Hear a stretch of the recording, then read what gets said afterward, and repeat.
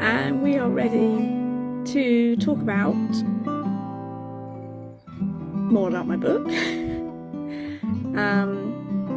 School isn't for everyone. What you can do instead. Neuroaffirming guide to unschooling. It's just reminded me I need to reply to my editor who sent me an email maybe yesterday or maybe the day before. A little job to do when we're finished here, although I'll probably promptly forget. We're going to talk about learning without a curriculum this evening, and hopefully very shortly, at some point very soon, Nicola will join me, and we have worked out all the tech. You may have seen our previous attempts at that. Doing it the unschooler way and just giving it a go, jumping on board. So there were kind of two attempts before the 8 o'clock live, at us trying to work out the tech, which we've done. Nicola is here now, so I'm just going to add her. Here we go. The visuals aren't particularly great, but it's it is what it is. Hello, Nicola. Are you there? Evening, I am here. Yay, we did Yay. Nice to see you. Congratulations to us. Exactly. Exactly. It's really lovely to have you. We've got half an hour where we're going to talk about, I'm going to talk a little bit about learning without a curriculum, but it's going to lead really nicely into this idea of trust, which I've invited you to come and share your thoughts on. I have a whole section in the book, which is like a series of chapters, which are about how children learn without school. So really focusing on specifically on the learning aspects. One is about play, which I'm going to talk about in my live tomorrow. This one is about learning without a curriculum, and then there's a chapter on like learning to read, specifically about learning to read, because it's one of the most common questions that I'm asked. So it's got its own chapter all about that. But one of the things that happens in unschooling, or one of the first things that people often suggest, is getting rid of curriculums and tutors and a style of education where there's an adult telling a child what to do, which for some people can be really liberating and really freeing, and other people can find it really difficult because it leaves us with a kind of a big gap about like, well, what do you do? What does it look like when you don't use a curriculum? Or sometimes even when children aren't interested, some families, more than some, are led down that path because their children openly refuse to engage in that process and they aren't interested. And then everything appears to be a bit chaotic because no one knows what's going on. A curriculum tells you what to do. An overly scheduled life tells you what you're going to be doing and when, or a tutor sets out what's happening. Classes are really kind of predictable and have some sort of sense of the known to them, which can be very soothing for some people. But this chapter really looks into what happens when we remove those things and how we make decisions about what we do instead, which is kind of where the trust element comes in, because quite a lot of it is so unknown and so vastly different to what we're used to, that it can feel very unsettling. Nicola's part of the book actually, and heavily features in chapter 4, which is about the first year without school, and also chapter 9, where I talk about socializing. But Nicola has a very unique journey into unschooling. Would that be fair to say? Well, I guess everyone's is unique, isn't it? Yeah, that's what I was thinking when I said it. Yeah, I really am sure it has to be, doesn't it? Yeah. But mine's unusual in many ways. Yeah. Yeah. Yeah. Hopefully. I would really hope that was the case. Well, yeah, yes. So Nicola shares her story on it's on YouTube, isn't it? Through like a little Yes. do we call it an animation? Is that the right word to describe the style? It could be. I mean, it's a short film, and I Short haven't. film. I think animation is when you do stop motion and stuff like that. Someone corrected me when I recently called one of my films animation. They said, no, no. So now I'm just using the word film because that's a bit more encompassing, isn't it? Yes. Yeah, Yeah. it is definitely Um, a film. okay. So there is a lovely, um, beautiful film about Nicola's story and your family's story into unschooling. Um, yeah, but this chapter really focuses on trusting. So, like these unschooling ideas, it's not just practically about letting go of curriculum, but focusing on these unschooling ideas of trusting this natural learning process and trusting that our children kind of know what they're doing, really, that they've got like an innate knowing about what they need and what they want to do and how they want to engage in things, and trusting that they will learn stuff that they need to learn. Um, do you want to tell us a little bit about your experience Well, yeah, because of I think that, actually Nicola? there's a reflection that comes into this that works really well, I think, which is that my son had an accident and he had a brain injury because he was kicked in the head. And then he also had a psychological problem because he went through trauma following it, actually, by going back to school and not being properly supported. So he had two things going on, and he was right mess. He was complete mess. And the unschooling, I would never have called it that at that time. It was a desperate urge for healing. And it was that. So my journey, I now know that it was unschooling, but at the time it wasn't. It was about well-being and it was about psychological healing. And I could see that whenever I told him what to do or tried to guide him in any way, it did nothing positive at all in terms of his well-being. And I also saw the same was true when he'd been in school. You know, the fact that they were guiding them, the fact they were telling them what to do, the fact they were controlling them was absolutely detrimental to his recovery from brain injury. And so it's an interesting angle to have come in at, isn't it? Because it tells you straight away that the route to wellness isn't through dictatorship. You know, his route to being well doesn't come through being told what to do. And so the schooling education part of it is actually secondary, you know, because primarily I wanted him to become a healthy person again. And actually I would say that was absolutely achieved by just letting go and um not knowing what was right and not ever thinking I knew more than him, and in fact very much respecting that I thought he knew more than me, because it seemed obvious as soon as he came out of school and we started the journey of kind of recovery.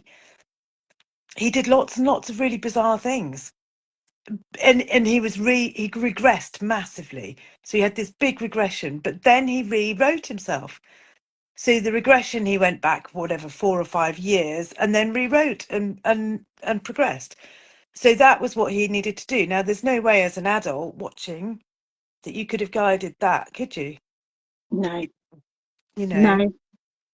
And also, like, it's interesting because you said at the beginning there, you know, the telling him what to do, like, wasn't doing anything good for him. And I thought, oh, like I would say, mostly use the word detrimental, like it's detrimental. And then you did say, you kind of like later said that it's detrimental. And one of the things I think that we're really, like, via the education system and the society that we live in broadly, is we're always trying to achieve something. We're always trying to set like a goal. We're always trying to get our children in particular to move to the next thing. And then we're saying, not only are we setting what that has to be, but we're also then mostly requiring them to do it on their own because we're obsessed with independence, and we're always breaking it down and saying this is how you get there, and which is a very I'm going to use the word colonial, it's a very colonial way, capitalist way of doing things. What's the quickest way that we can get there? And if we do these steps, we will get there. And one of the things that that does is ignore mental health, it ignores illness.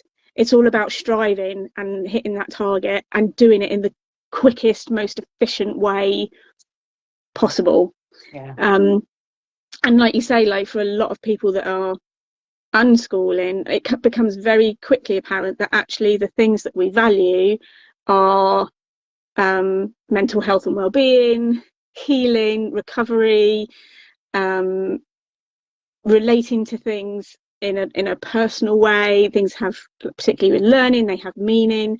The people that you with are really important, and it's not about how quickly can I learn how to do this thing in a way that somebody else wants me to do it. It becomes really personalized. So like knowing your child, and like you said, trusting, I'm going to bring in that trusting element, like trusting that they know what they're doing, even if it looks completely chaotic and illogical, and we don't have a roadmap for it, because we like that roadmap.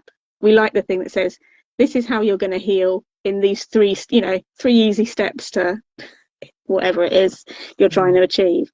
And so frequently when we lean into unschooling, um, that's not how humans actually work. It's much more complex than that, but it does still, in inverted commas, work.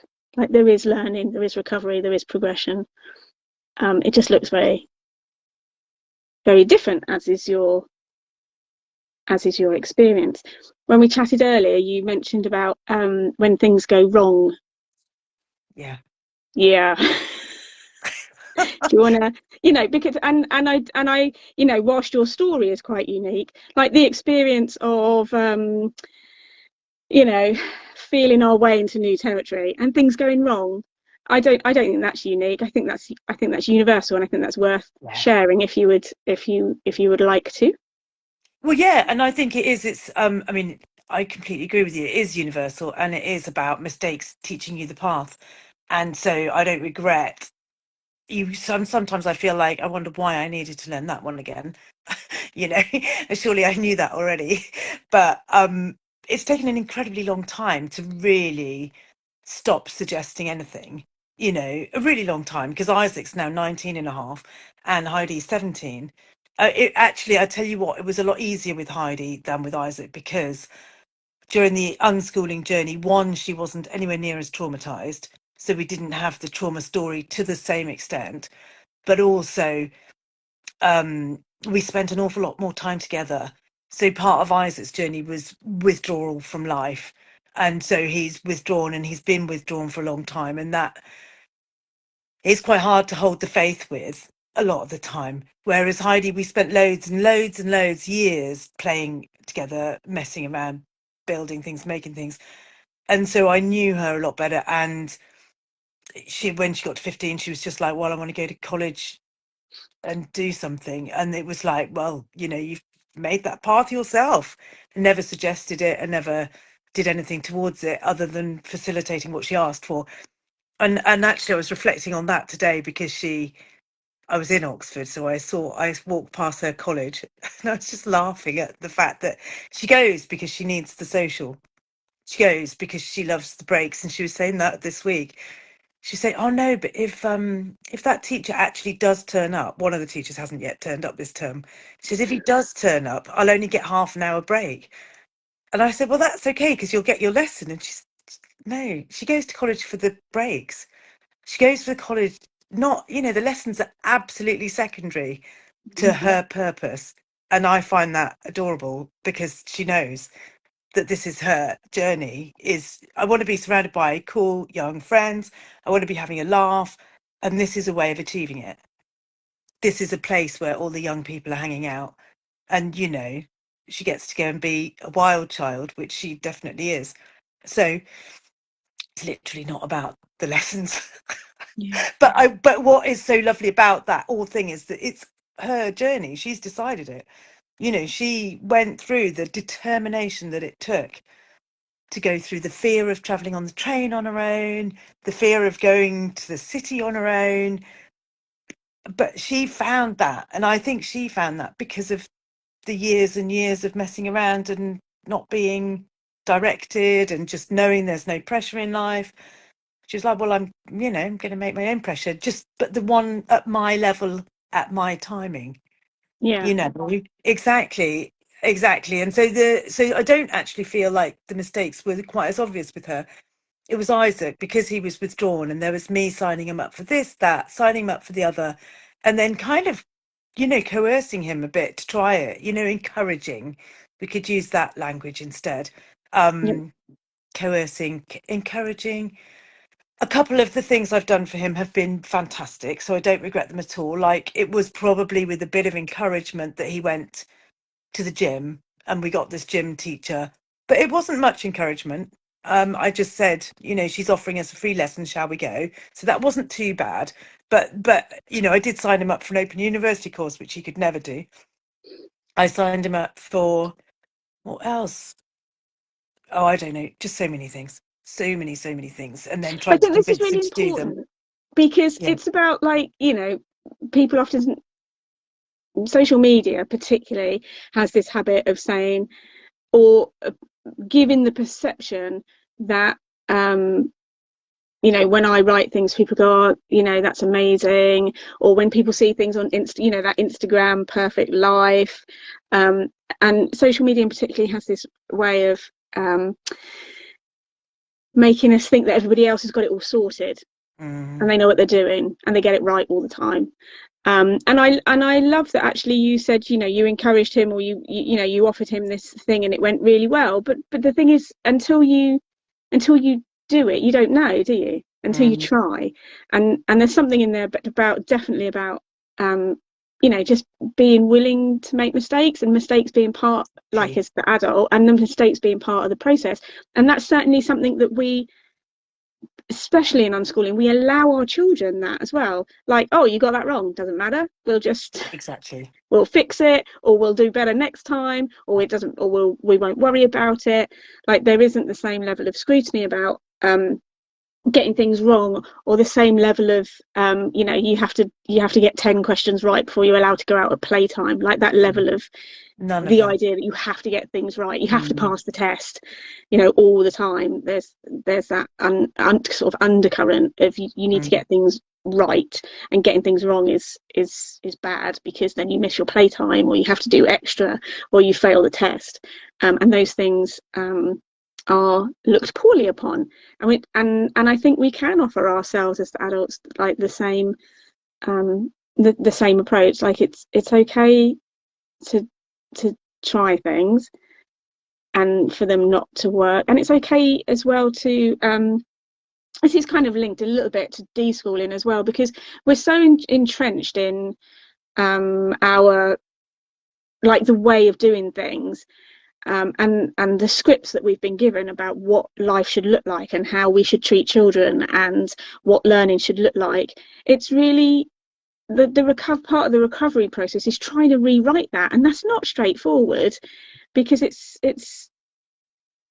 like muscle memory, isn't it? Like, it's like teaching someone to walk in a different style. Like, your muscle memory always takes you back to, this is actually how you're supposed to do it, because it's so ingrained in us. So, like, relearning all of that takes time, and it takes making mistakes, Yeah. and sometimes it takes effort, and sometimes it just takes a little bit of So what we did, grace on ourselves. at least 1 year, and it might have been a lot longer than that. I think I was in some ways so fortunate, because I was coming at this from the direction of, how do you heal a brain injury? How do you recover from psychological illness? A lot of the books that I was drawn to were all about that, rather than about school and education. And so very much my house was all about the well-being side of things. And I remember reading a book about making mistakes, and how great making mistakes was. And one project Heidi and I did, which was making resin jewelry and resin artifacts. She made millions of resin things, and some of it was jewelry. But we you know, having read that book about making mistakes, I did quite a lot of coaching, at least over several months, about how you progress. And you progress by getting it wrong, wrong, wrong. I don't like that, don't like that, don't like that. But I had to go through those to get to the one I do like, and how mistakes are essential.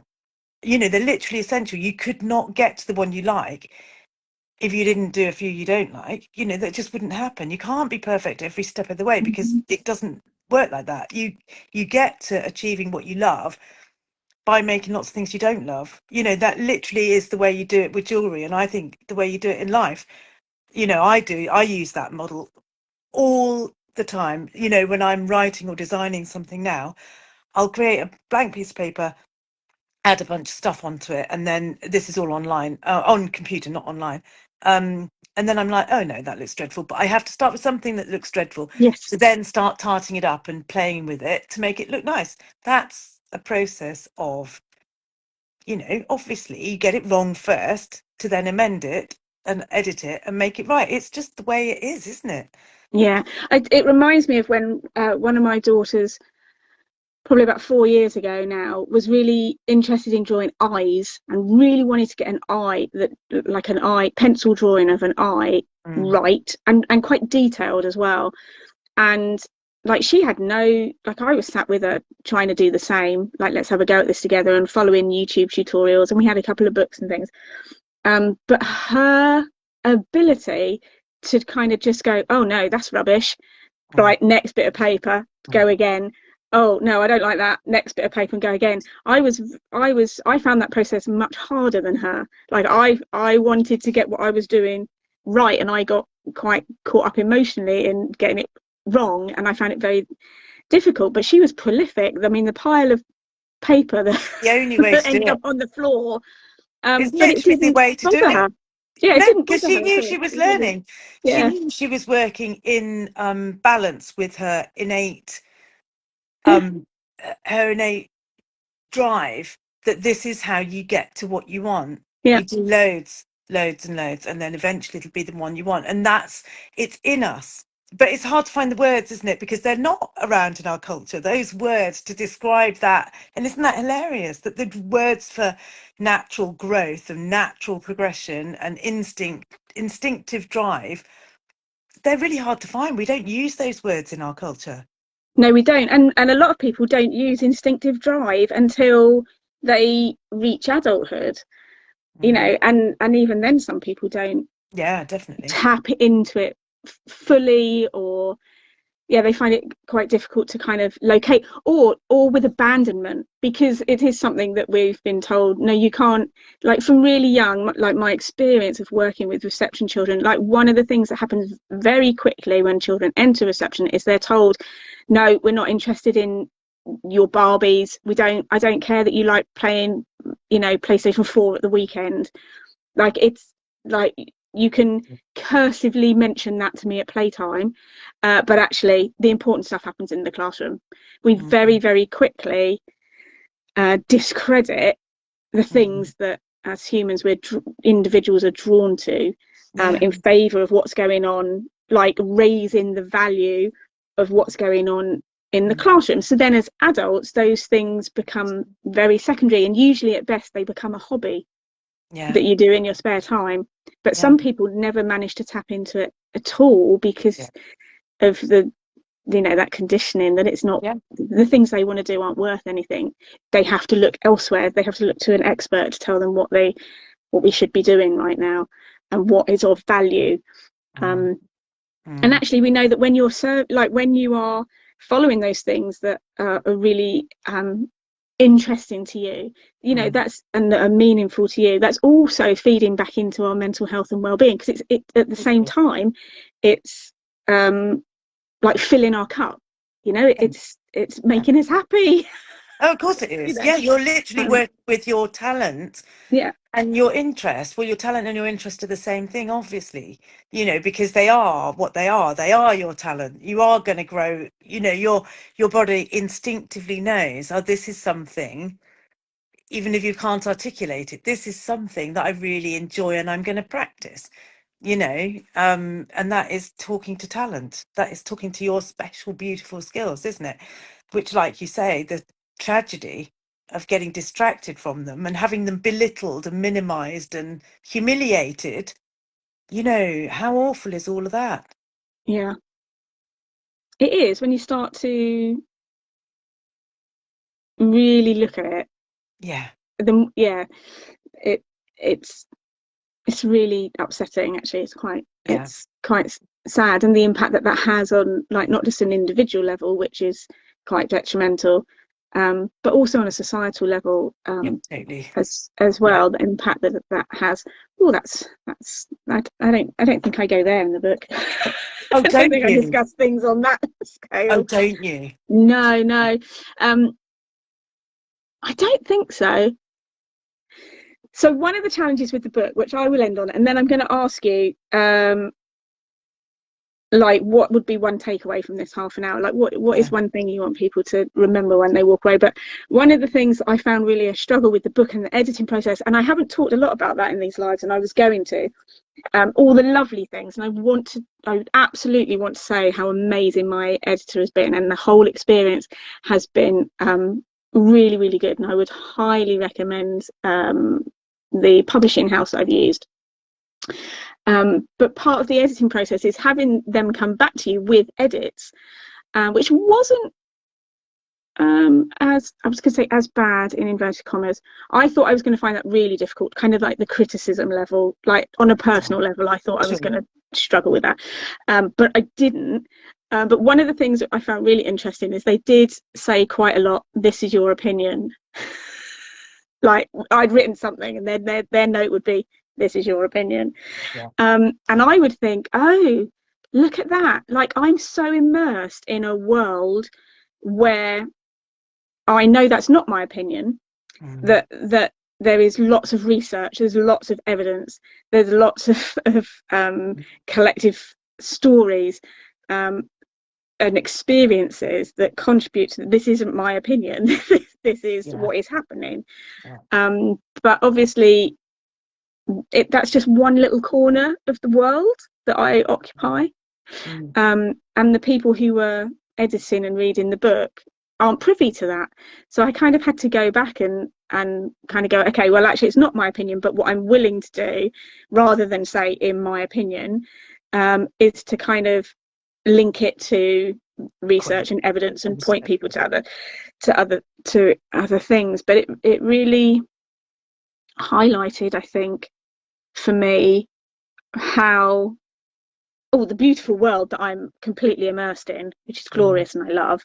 Mm. Um, but actually, like that narrative, like you were saying, we don't have words, we don't have experience for innate drive and natural growth and learning that is joyful and plentiful and deep and meaningful. Mm. Like, those aren't widely known, No, used not at in all. out Not in the at all. wider world, and I had to kind of tweak bits in, yeah, tweak bits, Sure. to to do that, which, yeah, it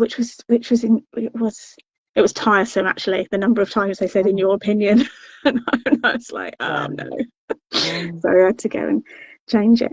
um it's been lovely spending half an hour with you.